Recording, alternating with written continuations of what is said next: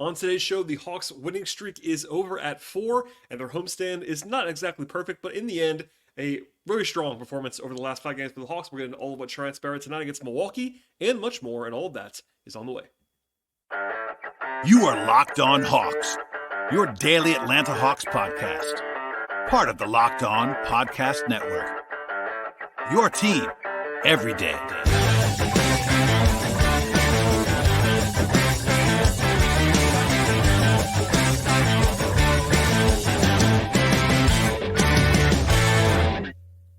Hello, friends. Welcome to episode 1684 of the Locked On Hawks podcast. I am your host, Brad Rowland, coming to you on a Saturday evening into Sunday morning. And I want to encourage you at the top of the podcast to make us your first listen each and every day here at Locked On Hawks. Please subscribe to the podcast anywhere you get your podcasts, places like Apple, of course. We are also on Spotify. We're on Pocket Casts, etc. And we're also on YouTube on the video side. It's been a very busy week around the Hawks, really the entire team right now, with a homestand and covering home games and all that stuff. But we are here for you for more than 1,600 episodes at this point in time, and we would appreciate it if you checked out the podcast moving forward and told a friend about the show. With that out of the way, the Hawks were at home tonight against the Milwaukee Bucks, and their winning streak is now over at 4. It was a successful homestand, to be sure, for Atlanta. Also, their 5th game in 8 days, and probably a little bit of tired legs going on for the Hawks in this spot. This is the only visit to Atlanta this year for Milwaukee after a couple games up in Milwaukee earlier this season. The Hawks, of course, still shorthanded in this one, as we'll come back to later on in the podcast.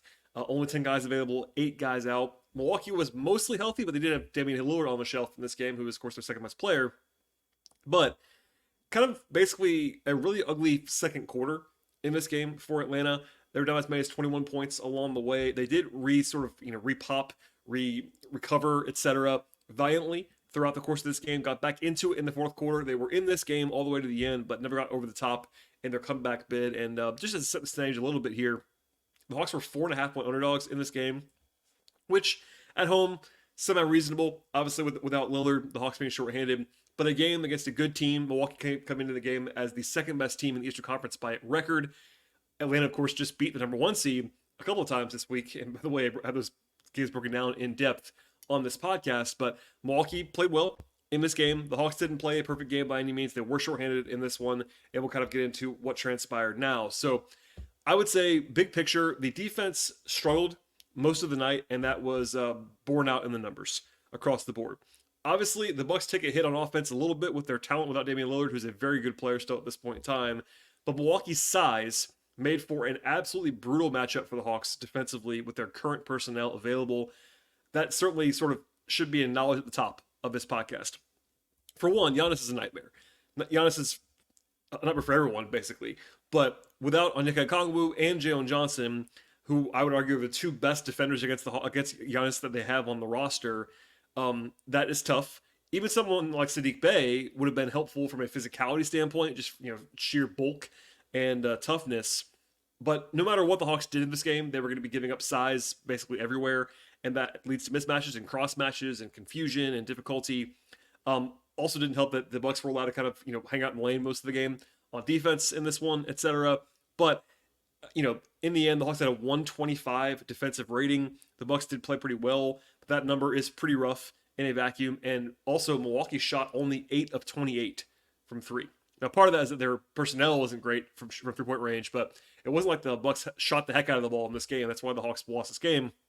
It was that they couldn't really stop them anywhere else. That number is positive, but everything else is pretty ugly. Milwaukee shot 70% on 2s in this game, which kind of tells you a little bit of what was transpiring there.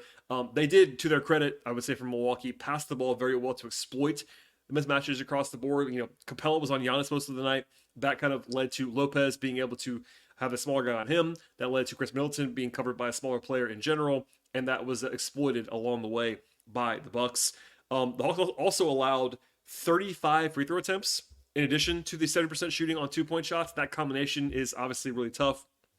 That is the second most free throw attempts allowed this year by the Hawks, and the most they've allowed since early December. So that kind of tells you a little bit of that. Obviously, a little bit of that is Giannis attacking, but the Hawks had trouble defending without fouling in this game as well.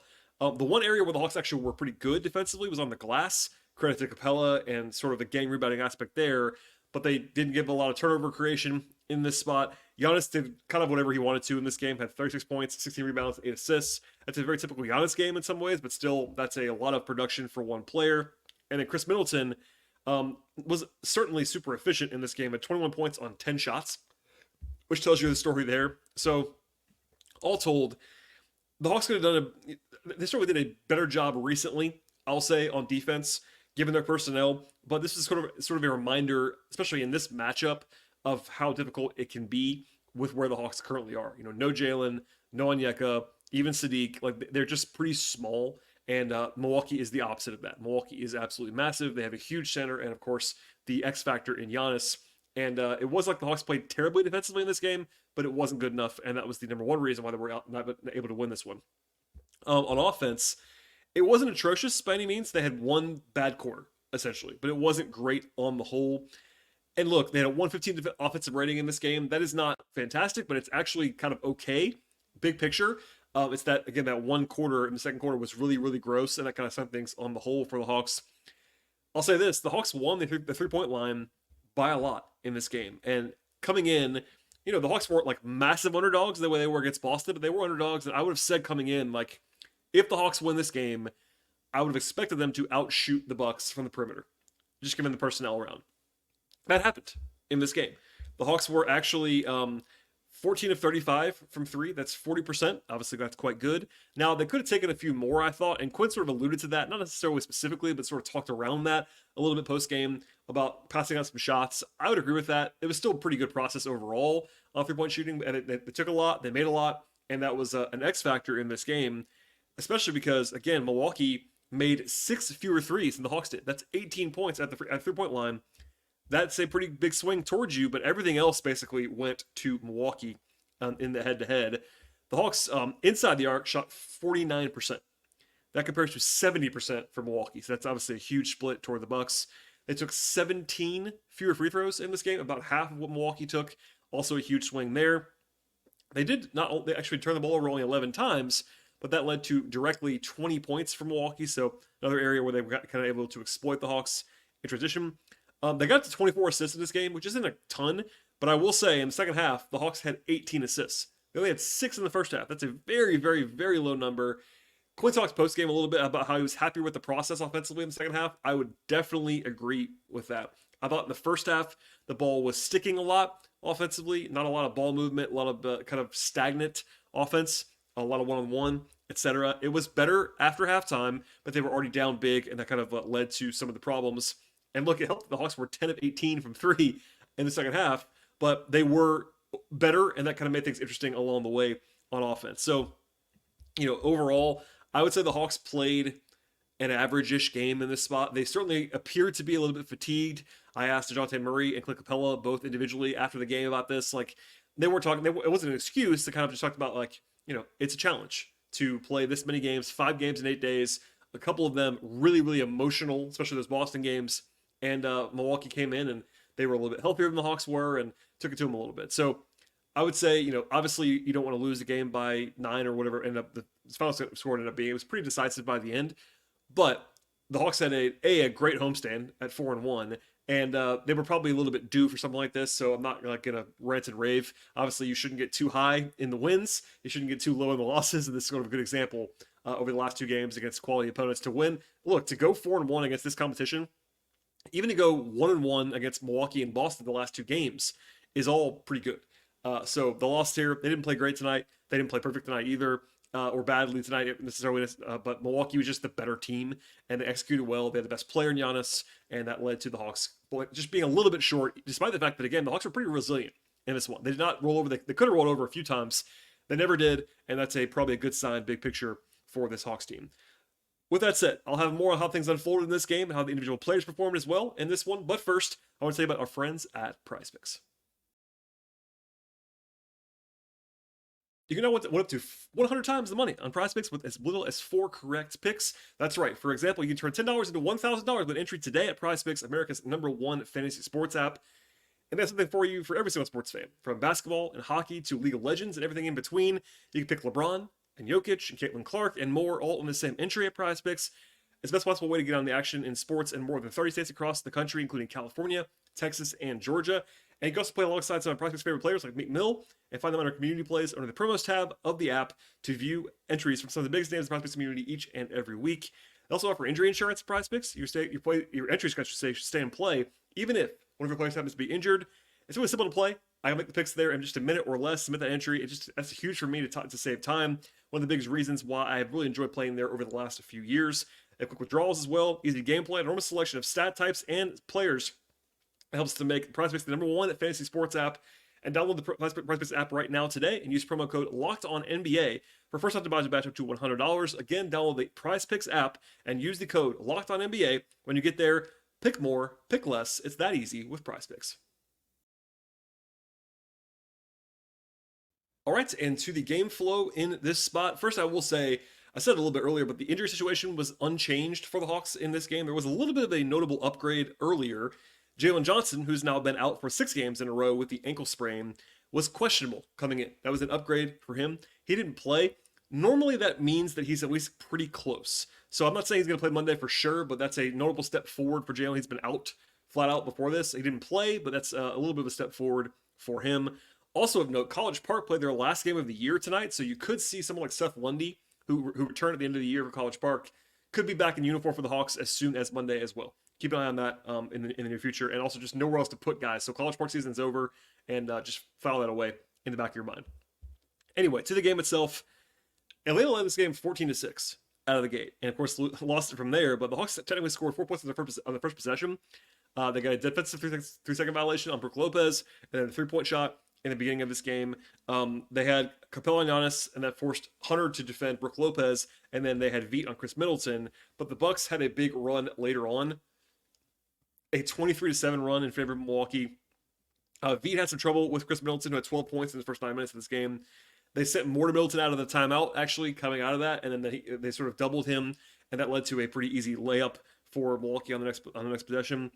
Bruno Fernando was pretty good later in this game. He had a pretty rough stint in the first quarter, to be sure, on both ends of the floor, moving screens and missed shots and defensive breakdowns, etc.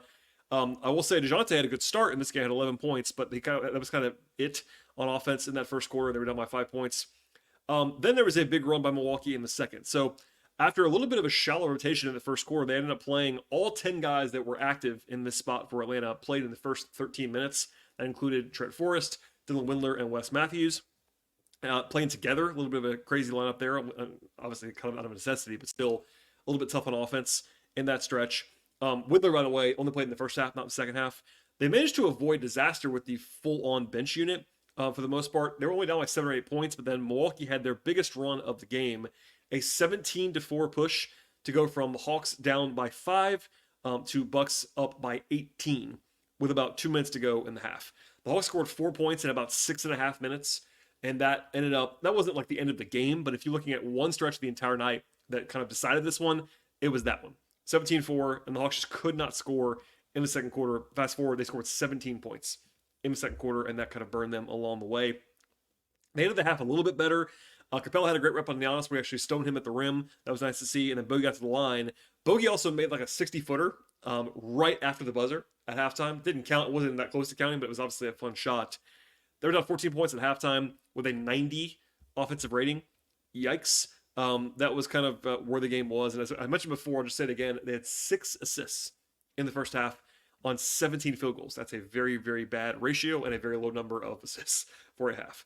In the second half, they were down 21 basically right away. It was a 12-5 run by Milwaukee. Giannis and Middleton got wherever they wanted to in that stretch. Bogey then had a turnover. They tried to foul Giannis. Didn't work. And that was the low watermark of the night for the Hawks. They were down by 21 points in the third quarter. As I sort of said before, though, credit to them for not rolling over. The Hawks got back into this game. They never led, but they got within 5. Like, they were really, really battling when they didn't have to necessarily in that stretch. They finally made some threes. That was certainly a part of it. Bogey, Wes, and Garrison Matthews all made a bunch of threes in a hurry in the third quarter. That overall run got them back within 12, forced a timeout. I thought that Malik Beasley, who's a local product of Atlanta, was really bad for most of this game, including that in that stretch for the Bucks, kind of helping out the Hawks a little bit at that point in time. The Hawks were down 15 in the quarter, still like not really in it. There was a tough swing late in the third where DeJounte got called for an offensive foul, kicking his leg out on a 3.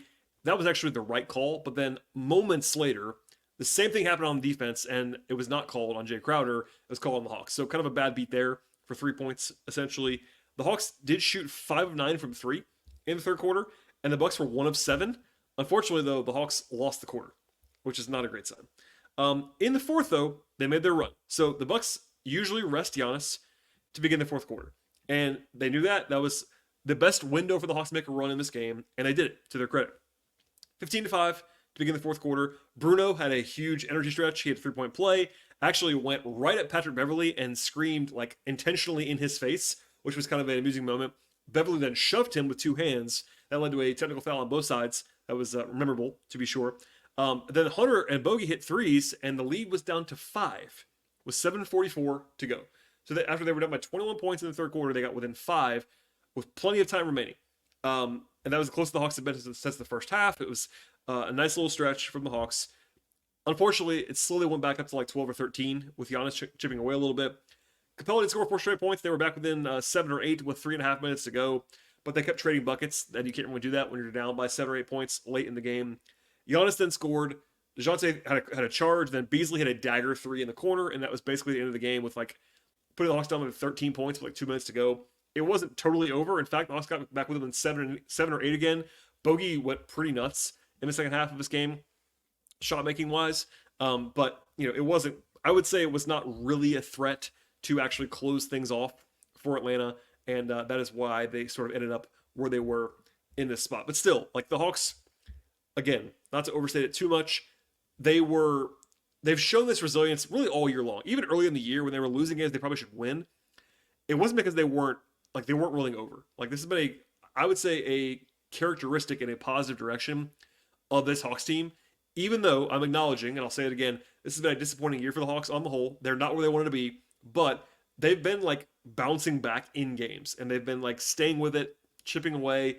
They did it again tonight. It didn't go over the top, but it doesn't always get over the top. Like the game against Boston on Monday when they raced the 30-point deficit, that's the outlier. Like usually a team like that, even when you're battling, you'll get back into it, and you might run out of gas a little bit. In this game, they got into it. They never really rolled over. It's just that they couldn't get over the top, and we'll leave it there for now. Anyway, more of this game coming up when it comes to the individual player stuff in this spot. But first, I'll tell you about our friends at Amazon Fire TV. Amazon Fire TV is a destination for sports, from live games to highlights to in-depth analysis. And Fire TV offers viewing experiences with smart TVs as well as the Fire TV stick. You can put that into your existing TV right now, and it provides access to millions of movies and TV episodes as well as free and live TV. Whether it's baseball, now getting started, college basketball tournament, or other sports options, you are definitely going to want to have a Fire TV. Fire TV also recently created Fire TV channels to deliver a constant supply of the latest videos from your favorite sports brands, all for free. That includes all of us at Locked On, including me, and most of us most of the big pro leagues are also on this, as well as college conferences and much more. At Fire TV channels, let you dive into all of the game analysis, highlights, and much more to keep all the stuff that you're looking for up to date and the latest with the world of sports. They have March Madness stuff, NBA, MLB, football when it's in season, and much more. Not to mention great news. They have entertainment, they have gaming, travel, cooking, etc. All the videos that you're looking for are there. Check out Fire TV channels on Fire TV or Alexa devices. If you haven't checked out Fire TV channels so far, you absolutely should. Trust me on this. And to learn more, the place to go is amazon.com/lockedonfiretv. One more time, that is amazon.com/lockedonfiretv. Okay, and to the player evaluations at the end of the podcast, as we always do. I just remind you this. If you're a new listener, what I do at the end of the show is talk about all the guys who appeared for the Hawks. Right now, they're so shorthanded that basically everyone's playing, so that's part of it. But they had 10 guys appear in this game. Dylan Windler played 4 minutes. That was the least on the team. He was not great in his stint. Did not score 2 rebounds in 4 minutes. I like Trent Forrest a lot. I'll say that as always. If you're a new listener, you wouldn't know that. I'm pro Trent. I thought he was quite bad in this game, actually. He struggled pretty mightily. Fortunately for the Hawks, this is kind of funny. They were actually +1 in his 6 minutes, and he only played when DeJounte sat. So if that's all you saw, you might think that DeJounte wasn't great and Trent was. No, I think Trent actually struggled pretty badly. It's just that they were able to kind of dodge bullets in that stretch. Trent's had better games for sure, but it was not his best work in this game. Garrison Matthews, similar. Didn't play great in this one. Had 3 points, 1 of 3 from the floor, 1 of 3 from 3. Had an assist and a rebound, was -6 in his minutes. Kind of just quiet from Garrison. Not awful, but just not a huge impact. Wes Matthews played better and played more minutes. than Garrison did. Nine points, a steal, an assist, +2 in his minutes, hit a three. He actually had a couple nice drives in a way he isn't usually. He's usually taking a lot of threes right now, which is fine. But he was more physical and more aggressive as a driver and finisher around the rim in this spot. Defensively, he competed. I thought he was fine off the bench, gave him some good minutes. Bruno, a tale of two halves. Bruno in the first half really struggled. Second half, much better. Did have 10 points, 4 rebounds, 2 assists, and a block. 4 fouls, including a technical foul. Did Bruno have in this game? He was 2-3 from the free throw line. A couple actually had one nice, like 10 foot, 12 foot jump shot. Nice to see that from Bruno. Some touch that he showed in this spot. Overall, he was fine. Just kind of a roller coaster to get there, let's say.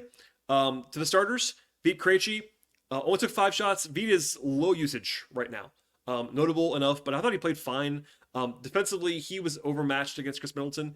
It's a reminder that like Vít's got good length, but he is pretty thin and is not always the most physical guy defensively. He's been playing better, to be sure, defensively, but it was a rough one against Middleton at times in this game for Vít. Did two threes in this game, had an assist, 2 rebounds, had a steal. He was fine overall. DeAndre Hunter didn't shoot it great. He had 13 points on 13 shots. He was 3 of 8 on twos, 2 of 5 on threes, 2 rebounds, an assist, and a steal. Not his best work either. I thought he was okay. A couple nice flashes, but nothing terribly impressive beyond that. Capella, I thought, was pretty good on the whole. 10 points, 8 rebounds, 2 blocks, 2 assists, and a steal. Clint, after the game, sort of acknowledged what I've been talking about for a while. Like his legs are kind of back right now. He's feeling pretty good. He looked good. Clint talks about that also pregame or whatever it was. But I thought that Clint looked okay. It wasn't like he was as good as he's been recently. I think he had a great month of March. I shared this on Twitter yesterday, but he has by far the best on-off splits in the month of March. Like the Hawks were like +10 in the month of March with Clint on the court and like way minus when he was off the court. So that's not necessarily indicative, but I thought that he actually did play quite well and for the last month and really beyond that. So if they had that guy, things change for the Hawks. They're just better with this version of Clint. Obviously, at his age, you can't bank on this all the time, but the way he's playing right now has been very, very helpful to this recent run. I think pretty underrated. Obviously, a lot of attention paid, and rightly so, to guys like DJ and Bogey, but Clint's improvement has helped them a ton right now, especially without Onyeka available. To the backcourt. We'll save Bogey for the end. DeJounte, kind of a tale of games for DeJounte. He was okay in this one, ended up with 20 points, 12 assists is a very good number, 8 rebounds, 5 turnovers, -10. He was hot early. He had 5 of 8 shooting from the floor in the first quarter for 11 points. Rest of the game after that, he was 2 of 11 for 9 points. So, look, he's been carrying a massive workload, and I'm sure his legs are feeling that right now. His back has been bothering him recently. He wasn't as good as the counting stats, I don't think, in this game, but obviously he was huge against Boston on Thursday. So he was fine. He wasn't the problem. Just didn't have his absolute A game in this game. Bogey, though, did. Bogey had 38 points. That's a season high for Bogey. He was 2 points short of a career high in this game and actually took a couple threes at the very end that would have put him over. It didn't actually happen, but he was really good offensively. Also had a career high 10 rebounds. Yes, career high for a guy who's been around for a while. But he was 7-14 on twos, which is very good, and then 5-9 from 3 and 9-10 at the line. So super efficient. Obviously very productive. 38 points to lead all scorers. Monster night from Bogey. Hopefully that helps to bolster a 6 man of the year argument. People keep asking me this. I will keep saying, I think he is, if not the front runner for me, would be high on the list. I don't think he's going to win it, but I think he probably should be much more of a candidate. And yes, he's starting right now, but he is going to qualify with the games played as a reserve for 6 man of the year, and he should be high on the list. And this obviously should help him. He's been great this season on the whole, and he was awesome in this game. Okay, from here, there's an obvious lean toward it being the end of the season now, of course, but given all of the information that we have after 74 games, which have been played so far, one of the most impactful games of the season is scheduled for Monday. At least we're talking about the actual standings and being practical about what's going on. Obviously, the Hawks are not where they want to be right now as the 10 seed, but as far as this season and the practical implications, Monday's game in Chicago against the Bulls is a big one. It might sound crazy to have this game this high because it's 2 teams that are below 500, but the winner is going to have the leg up for the 9 seed. And if the Hawks lose on Monday, it is not impossible, but it will be a big-time uphill climb to get to 9, if that matters to you at all. And partly because the Bulls have the tiebreaker no matter what happens on Monday. They already won the first 2 games. So, The path to the playoffs is undoubtedly easier if the first play-in game, that 9-10 game, is actually in Atlanta versus Chicago. That's the reality. Now, you could certainly argue, and it'd be I would say reasonable to say this, that it's only 2 or 3 points in a projection, maybe 4 points, whatever it's going to be, from the game happening in Chicago to the game happening in Atlanta. But home court there does matter, and also it's a small sample size. But to this point in NBA history, as short as it is, no 10 seed has made it out of the play-in either conference. So it will happen eventually, but it has not happened yet because, just practically speaking, it's hard to win 2 must-win games on the road in a row. Just the math on that is not great. Now, the Hawks could do it, no question about that. It's just harder. So, all that said, the game Monday is notable for that particular reason, that they're battling the Bulls head-to-head for the 9 seed. After tonight's loss, the Hawks have a 1-game deficit in the standings to the Bulls. But again, the Bulls have the tiebreaker. So functionally, it's a 2-game deficit right now because the Hawks have to beat the Bulls in the standings. Not just tie, they have to beat them.